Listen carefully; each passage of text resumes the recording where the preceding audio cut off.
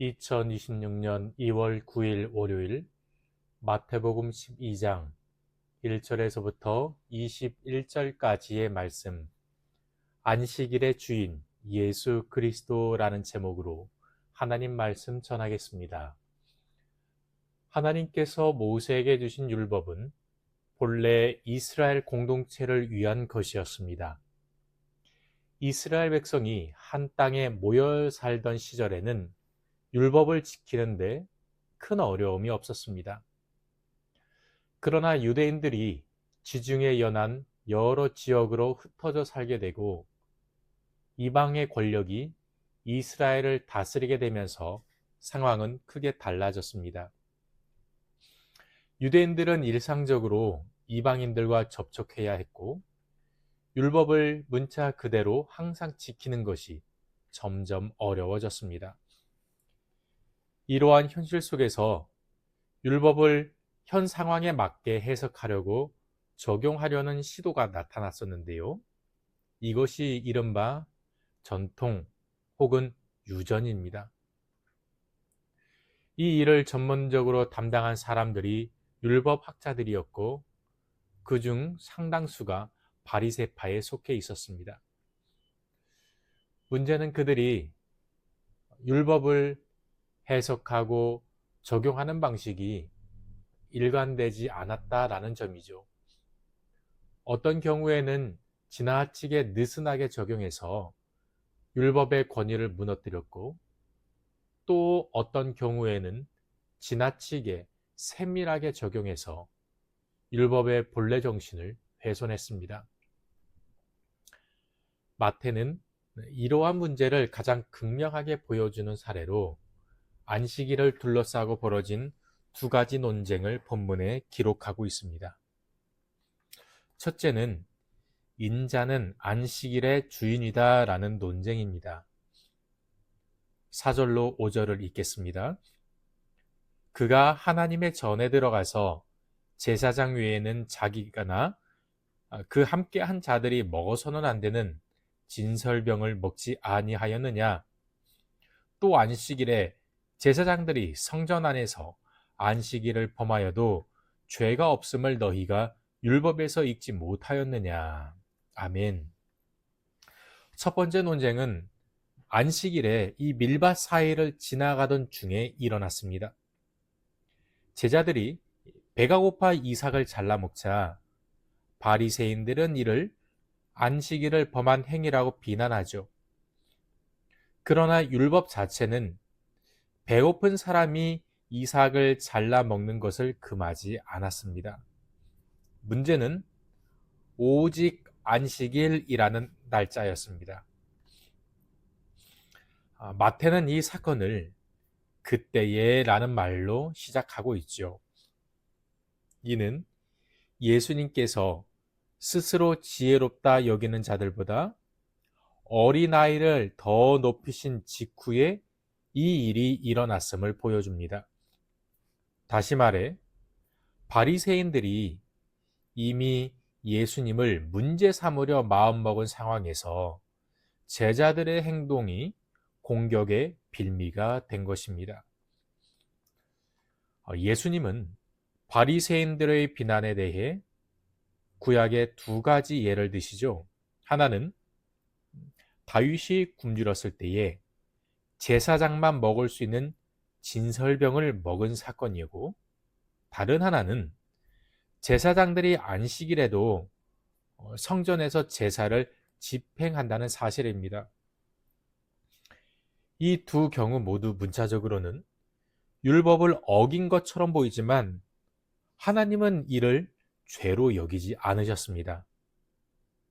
왜냐하면 그 행위가 더 큰 하나님의 뜻과 목적에 속해 있었기 때문이지요.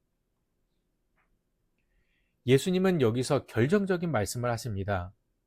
성전보다 더 큰 이가 바로 여기 있다. 그리고 인자는 안식일의 주인이다 라고 하시죠. 예수님 자신이 안식일의 주인이시며 제사보다 자비를 원하시는 하나님의 뜻을 드러내시는 분이다 라는 선언을 하셨습니다. 배고픔이 면죄부가 되는 것이 아니라 안식일의 참된 주인이 누구인가가 문제의 핵심이었습니다. 이 선언은 바리새인들을 더욱 자극했죠. 예수님은 단순히 안식일 규정을 해석하는 교사가 아니라 안식일 자체를 주관하는 분으로 자신을 드러내셨기 때문입니다. 자, 그럼 두 번째 논쟁을 보겠습니다. 이 두 번째 논쟁은 안식일에 선을 행하는 것이 옳으냐라는 그러한 논쟁이죠. 9절로 10절입니다. 거기서 떠나 그들의 회당에 들어가시니 한쪽 손 마른 사람이 있는지라 사람들이 예수를 고발하려 하여 물어 이르되 안식일에 병 고치는 것이 옳으니까. 아멘. 자, 두 번째 논쟁은 회당에서 벌어집니다. 이 두 번째 논쟁 역시 안식일에 일어난 일이죠. 그러니까 의도적으로 예수님은 주님 스스로 드러내시는 것을 볼 수 있습니다. 안식일 회당에 손이 마른 사람이 있었고 바리새인들은 예수님을 고소할 구실을 찾기 위해 안식일에 병 고치는 것이 옳으냐 이렇게 질문하죠. 사실은 이 질문처럼 보이지만 함정이었습니다. 예수님은 다시 일상의 예를 드시죠. 안식일에 구덩이에 빠진 양을 꺼내는 것이 잘못이 아니라면 양보다 훨씬 귀한 사람을 이 병의 고통에서 건져내는 것이 어찌 잘못된 일이느냐 이런 것이죠. 예수님은 안식일의 본질을 분명히 아십니다. 그날은 생명을 살리고 선을 행하기 위한 날입니다. 그리고 그 말씀대로 손 마른 사람을 고쳐주시죠. 하나님의 형상을 회복시켜 주십니다. 이 사건 이후에 예수님은 많은 병자들을 고치시면서도 예수님을 알리지 말라고 당부하십니다. 마태는 이 장면을 이사야 42장의 말씀과 또한 연결하고 있죠. 상한 갈대를 꺾지 아니하며 꺼져가는 심지도 끄지 않으신다. 예수님은 힘이나 제도, 율법의 엄격함으로 세상을 바꾸려 하지 않으셔요. 오히려 낡은 전통과 형식 속에서 상처 입은 사람들, 꺼져가는 심령들을 자비와 그리고 온유로 품으셨습니다. 이것이 참된 메시아의 모습인 거죠. 말씀을 맺겠습니다. 이 말씀은 오늘 우리에게 참 중요한 질문을 던지고 있습니다. 혹시 나는 신앙의 형식과 전통에 익숙해진 나머지 정작 내 곁에, 우리 곁에 상한 심령들을 외면하고 있지는 않습니까? 예배의 형식, 교회의 관습, 오랜 전통을 지키는 데에는 열심이지만 자비와 긍휼의 마음은 점점 메말라가고 있지는 않은지 돌아봐야 합니다. 예수님은 안식일의 주인이시죠. 우리가 주일에 이 예배당에 모이는 이유는 전통을 지키기 위함이 아닙니다. 바로 내 삶의 주인은 오직 예수 그리스도이심을 고백하기 위함이죠. 택함 받은 백성들이 예수 그리스도를 구주로 믿고 고백하는 그 모임이 바로 교회 신앙 공동체입니다. 사랑하는 우리 원일의 가족 여러분, 하나님의 사랑과 은혜 안에서 날마다 참된 안식을 누리기를 원합니다.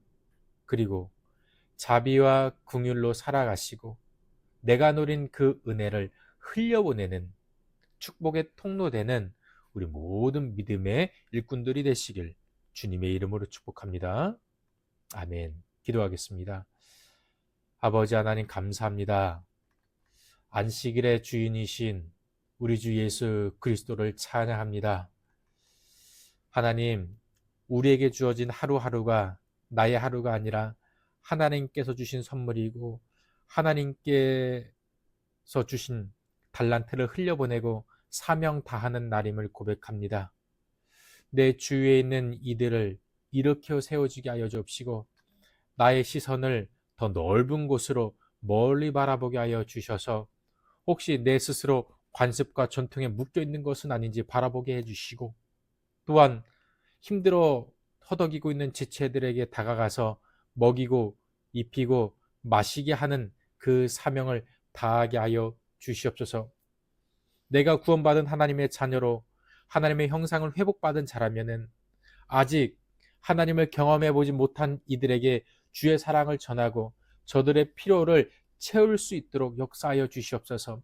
사람의 시선을 의식하는 것이 아니라 어떠한 간섭에 며 있는 것이 아니라 영혼을 살리고 생명을 살리는 그 사명을 넉넉히 감당할 수 있도록 주여 우리에게 용기를 허락하여 주옵시고 복음의 능력을 우리에게 베풀어 주시옵소서. 모든 영광 하나님께 올려드리며 생명 되신 예수님의 이름으로 기도합니다. 아멘.